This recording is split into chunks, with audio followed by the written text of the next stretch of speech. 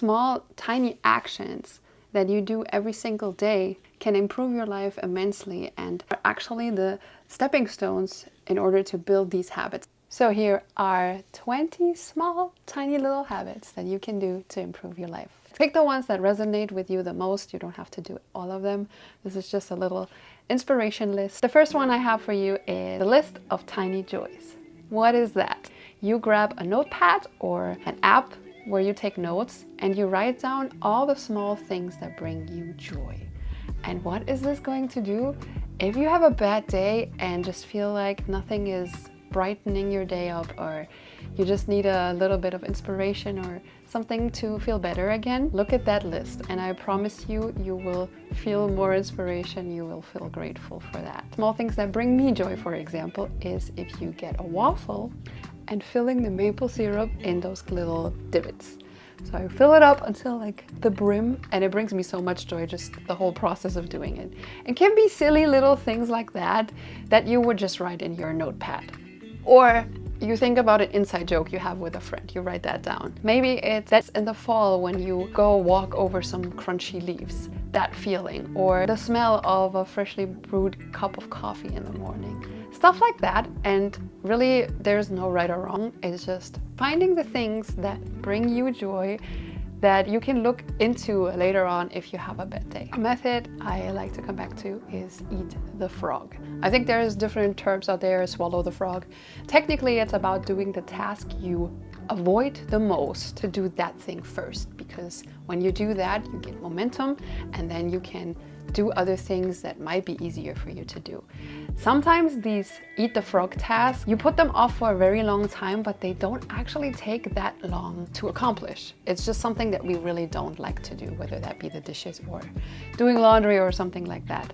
But I found when you do the thing that you avoid the whole time first, you feel, first of all, really accomplished because it's finally off your list, and then you have more energy and feel proud of yourself, and then you might keep going with other things. Take a walk or get out in nature. It can be as small as a 5-minute walk. The important thing is to get into nature, get the vitamin D, get the sunlight, and focus on the abundance that is out there. It can clear your mind. I feel like going into nature and taking a walk, breathing in fresh air can really set the tone for the day. And if you have things you worry about, maybe make that your time where you allow yourself to not worry, where you're just being present in the moment, taking one step at a time. The next thing I'm going to mention is also affecting the other habits that I mentioned after that, and that is less but better. If you ever wanted to implement a new habit, think about New Year's resolutions, right? We want to go to the gym, and maybe the first days we have like this motivation and we're like, yeah, we can do it. Then by the first week you kind of lose the momentum and you feel like it's already kind of dragging on, because maybe your resolution was, I'm gonna go to the gym every single day. And then by week 3, you maybe dropped it completely because you couldn't pull through on it. And the whole thing about less but better is to break it down to the smallest, easiest step that you can take, but over a long term. So if you wanted to go to the gym, maybe just make it a habit to go 2 minutes on the treadmill. Yes, of course you can do longer, right? But it's just small little steps you can do over time. And with that, you get the momentum, you feel accomplished by doing what you said you would do and keeping the promise to yourself. Then we have journaling. One habit that has changed my life. For journaling, I have a routine which I call my higher self journal. I have a whole video about it, I will link it below. But for my higher self journal, I write down all the experience my future self wants to have. All the things I want to feel. If I want to feel confident, if I want to feel joyful, if I want to feel happy and protected and safe. It's pretty much writing what you want your future self to have. If you're interested in the journal template, I will link it in the description. You can grab it for free. Next up, count your wins. As small as they seem, as insignificant they seem, write down your wins. I have made it a habit with my journaling routine. At the end of the journal entry, I will have a sentence saying what was my daily success, and I reflect on the day prior. We don't have to be hard on ourselves by saying, oh, yesterday I achieved this and today I only did this. Every day is different, but having a success journal or a notepad or just a piece of paper where you write down your wins will boost your confidence so much. If you have a bad day and you feel like you couldn't get anything right, you just feel like a blob and you feel like you didn't achieve anything, go look back at that list and just know that you can be so proud of yourselves. We are our worst critics and we are always downplaying our own success and our own wins because we compare ourselves to others, or we just think ours is not as impactful. Just write it down and see all of the beautiful things you accomplished. Start and end your day with gratitude. If you focus on all the things you have in life, you invite more of these good things into your life. If you focus on the things that you don't have, that you're missing, things that other people have, you're focusing on the lack, and therefore you're kind of, energetically speaking, attract more of that. So I like to think about 3 things I'm grateful for right when I wake up in the morning, and 3 things I'm grateful for before I go to bed. Things to be grateful for that we sometimes take for granted is having a house, having food, having water, having clothes, having a job. And as I said, if you're focusing on the things you already have, you invite more of that, and it really feels great to do that. Find time for yourself. The word self-care just gets thrown around so much, and of course, if that feels right for you, it can be the bubble bath, it can be the getting a manicure, getting a pedicure. Maybe it's just finding time for yourself to do things that you've actually wanted to do for a long time for yourself, without your phone as a distraction. Maybe it's listening to a good audiobook or listening to a podcast. A tool that I just want to mention here is because it helped me so much is the Loop earplugs. I have to put it on the screen because I don't remember right now. If you're one to get distracted and can't really focus on a task, it's really great to have those because they reduce the decibel and you can actually focus, and they do really work. And they also work if you're afraid of the dentist and you don't want to listen to the zzz sound. If it takes less than 5 minutes to do it now. I know from my own experience, if you're a procrastinator and you're like, yeah, I'll do that later, things are just piling up and then you get really overwhelmed. Things that I don't like to do, for example, is washing the dishes. And that usually doesn't take that long, right? If you would do it every single time after you would use it, it doesn't take that long. So if it's taking less than 5 minutes, do it right away. Which brings me to the next part. Don't put it down, put it away. I don't know where I heard the sentence, maybe in a movie. If you know, maybe let me know in the comments. This is such a game changer because if you tend to like lose track of things and just put them somewhere and then you can't find them, or doing things later on. If you come home from work, give everything its set place. Where the keys go, where does your purse go, where does your wallet go? Don't put it down, put it away. Allow yourself to fail. A lot. This is how we learn, this is how we grow, this is how we know what's right for us and what isn't right for us. We sometimes are so hard on ourselves and we want to be perfect at every single thing we're trying to do, and that's just not possible.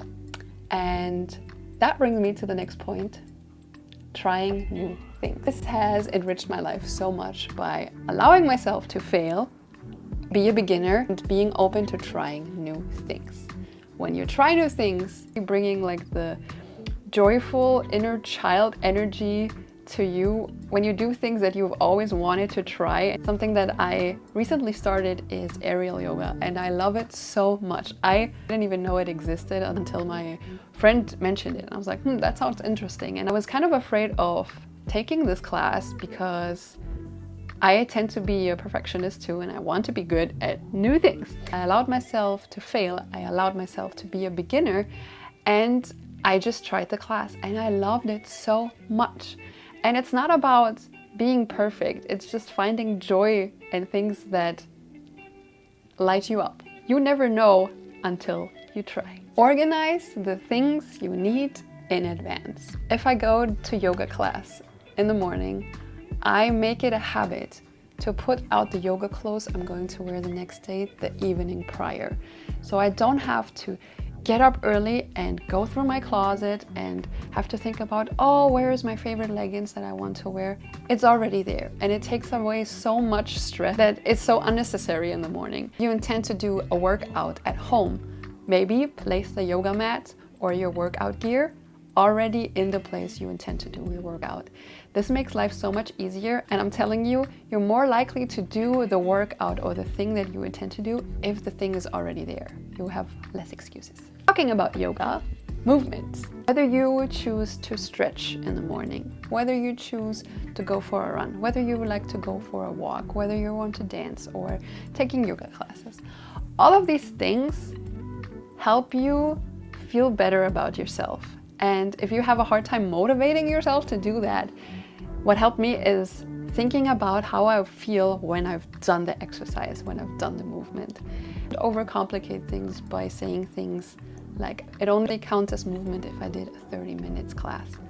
Less, but better, right? Take a break from social media. I know this is a tough one because I think we're all a little bit too much addicted to social media. There are certain apps that you can use, or even on the iPhone, I know there is something like a time limit that you can set for yourself.